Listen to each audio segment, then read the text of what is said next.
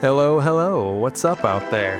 This is Zach, and you're listening to Reads on the Bitcoin Well podcast. Big week. The Clarity Act just cleared the Senate Banking Committee in a bipartisan vote. Bitcoin briefly punched back above 82,000, then promptly got dragged under 79K by surging treasury yields and another round of inflation panic. Drake dropped a Bitcoin reference on his new album. Who is this Drake person? Abu Dhabi quietly cranked their ETF stake up another 16%. 12 years in this space, and it is still the wildest news cycle on the planet. The state is up in Washington spending political capital to write rules around something that was specifically designed not to need their permission and will continue to function regardless of whatever rules they write. And the same week, rate hike odds tip above 50% because the bond market is finally calling the bluff on years of money printing. Indulgences with a different costume. It really is another Dark Ages, isn't it? Speaking of which, today's read is one of my favorites in a long time. It's a piece by Konrad Fitzpatrick called The Great Decoupling, From the Reformation of Heaven to the Reformation of Money. Konrad draws the line that's been sitting in plain sight. Martin Luther in 1517, Satoshi Nakamoto in 2008. Same play, 5 centuries apart. 2 technical documents, 2 strikes against the most powerful institutions of their era. One broke the church's monopoly on God, the other is breaking the state's monopoly on money. This is a good one to share with friends and family who don't quite get why you're so loud about self-custody yet. Sometimes history just says it better than we can. Step out of the chaos and the news cycle and relax into some knowledge and understanding. And if we can't learn from history, well, then you can't get fooled again or something like that. If you want to reach out, you can hit me at zacadair@bitcoinwell.com. That's z.addair@bitcoinwell.com. I respond to every email.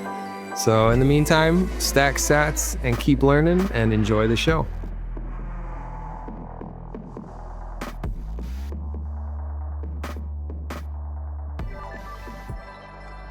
The Great Decoupling, From the Reformation of Heaven to the Reformation of Money by Konrad Fitzpatrick. History doesn't repeat, but it often rhymes. 5 centuries apart, 2 figures, one a German monk with a mallet, the other an anonymous coder with a keyboard. Both launched ideological strikes against the most powerful institutions of their eras. Martin Luther did not just change how people prayed, he broke the monopoly the Roman Catholic Church held over worship and accessing the Bible and even the human soul. Satoshi Nakamoto did not just invent digital commodity money, he is breaking the monopoly the state and central banks had over human labor. By examining the Protestant Reformation and the Bitcoin revolution, we see a recurring blueprint for human liberation, the use of disruptive technology to bypass intermediaries and return sovereignty to the individual. Part 1. The Monopolies of the Mediaries. In the 15th century, the church was the state, and the state was the church. The Vatican was the ultimate intermediary. If you wanted to understand the Word of God, you went to church and listened to the Mass in Latin. Bibles were forbidden from being translated outside of Latin, a language the common person couldn't really speak. The indulgence system was perhaps the most egregious misuse of power, akin to institutional rent-seeking. Here's how it worked. Priests and bishops would sell get-out-of-purgatory cards to fund the construction of St. Peter's Basilica and to fund the Pope's lavish lifestyle. If you think that sounds unfair, well, you're right. And Martin Luther thought so too. Today we live under a similar form of rent-seeking in high finance. Modern central banks operate with a level of opacity and power that rivals the medieval pope. They determine the interest rates, the price of time and the cost of money, and the supply of money, which is the value of labor. Much like the sale of indulgences, modern quantitative easing and debt-driven policies function as a hidden tax or inflation that devalues the savings of the masses to prop up the cathedrals of too-big-to-fail banking institutions and the financial elite. Central banking creates a peasant class, forever sprinting on a financial treadmill that powers the lifestyles of the elites, a treadmill that no one can afford to fall off of. Part 2. The 95 Thesis versus the Bitcoin Whitepaper. In 1517, Martin Luther nailed his 95 Thesis to the door of the All Saints Church in Wittenberg. It was a technical critique of institutional corruption. He wasn't trying to start a revolution initially, he wanted a debate, a reform. He argued that the Pope has neither the will nor the power to remit any penalties, and that faith was a direct relationship between the individual and the divine. In 2008, Satoshi Nakamoto nailed the Bitcoin whitepaper to a cryptography mailing list. Like Luther's thesis, it was a technical document aimed at a specific problem: the need for a peer-to-peer electronic cash system that did not rely on a trusted third party. Satoshi's opening line was his indictment of the Church of Finance. Quote, "Commerce on the internet has come to rely almost exclusively on financial institutions serving as trusted third parties to process electronic payments. While the system works well enough for most transactions, it still suffers from the inherent weaknesses of the trust-based model." Both documents were calls to remove the middleman and restore individual sovereignty. Luther argued you didn't need a priest to reach God.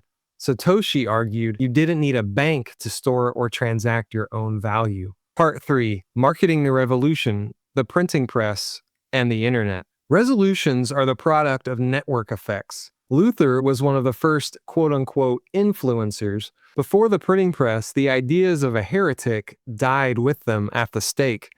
But Luther leveraged the printing press to turn his Latin thesis into German pamphlets. Between 1517 and 1520, Luther's publications sold over 300,000 copies. This led to a massive shift in literacy. Because Luther translated the Bible into the vernacular, German, people finally had a reason to learn to read.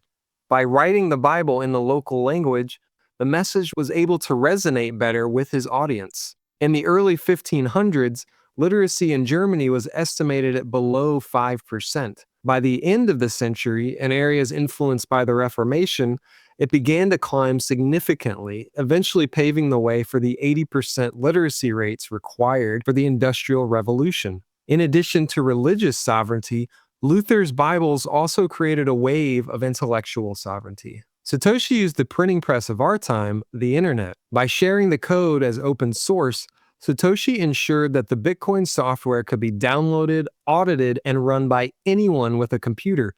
Just as the printing press lowered the cost of a Bible from a year's wages to a few weeks' pay, the internet lowered the cost of financial information to near zero. Luther used pamphlets.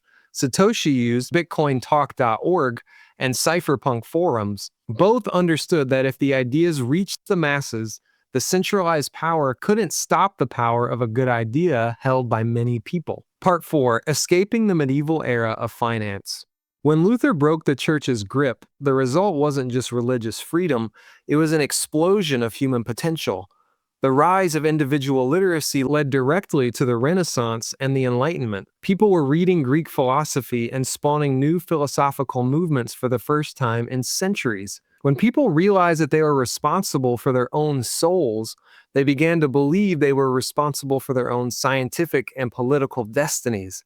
The building blocks of Western democracy were laid. The modern fiat system has trapped society in a new dark age of debt. Global debt is at record highs, and governments must print money to service that debt, which steals purchasing power from the future. Debt forces their hand. Governments need inflation because deflation will destroy them with an unpayable debt burden. In a fiat system, the Cantillon effect ensures that these closest to the money printer, banks and the ultra-wealthy, get richer, while those at the edges, the working class, see their costs of living rise faster than their wages. Until Bitcoin, the lower classes couldn't access or self-custody hard, scarce assets that outpace inflation. Bitcoin aims to trigger a financial renaissance. By capping the supply at 21 million, it removes the ability of a financial pope to devalue the people's labor. What happens when the fiat system unravels? Well, when money holds its value, people save for the future. In a fiat system, you're incentivized to spend or gamble because your cash is melting. The banks love this system because it ensures they get revenue. Just as the Bible in the vernacular allowed the peasant to be their own priest, Bitcoin allows the individual to be their own bank. Without the state's ability to print its way out of bad policy, resources flow toward innovation and efficiency rather than political lobbying. Part 5. The prosperity of the individual. The Reformation led to the rise of the middle class because it democratized knowledge, which makes opportunity accessible. Bitcoin democratizes equity. In the current system, the rich stay rich through access to cheap credit, tax avoidance strategies, and by owning assets that the poor can't afford due to the barrier of entry in high-end finance. Bitcoin is the first level playing field in finance. A billionaire in New York and a farmer in Kenya use the exact same protocol. There are no elites calling the shots on Bitcoin. This even ability to accumulate wealth is the 21st century equivalent of the 16th century equal ability to read the Word of God. Conclusion: the new Reformation, a future powered by Bitcoin. Martin Luther didn't destroy religion, he decentralized it. Satoshi Nakamoto didn't destroy money, he's decentralizing it. Both are improving the lives of the 99%. The shift from the medieval era to the modern era required a painful but necessary decoupling of church and state. The shift from the modern era to the sovereign era requires the decoupling of money and state. As Bitcoin continues to propagate across the digital landscape, we are witnessing a global population taking control of their financial destiny. The printing press gave us the sovereign mind. Bitcoin gives us the sovereign individual.